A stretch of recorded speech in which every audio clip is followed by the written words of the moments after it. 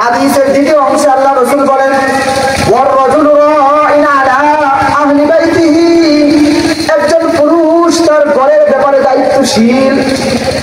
ওয়াহিয়া মাসউলুন আনহুম, এই ব্যাপারে তাকে জিজ্ঞাসা করা হবে।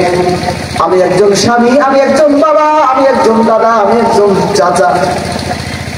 আমাকে কাল কিয়ামত কালে আমার পরিবার সম্পর্কে জিজ্ঞাসা করা হবে। আমি যদি নামাজ পড়তে পড়তে আমার চোখের মধ্যে, আমার কপালের মধ্যে কালো দাগ ফালায় দেই, আমি বড় হজ করে আসি, আমি 5 ওয়াক্ত নামাজ জামাতের সাথে আদায় করি,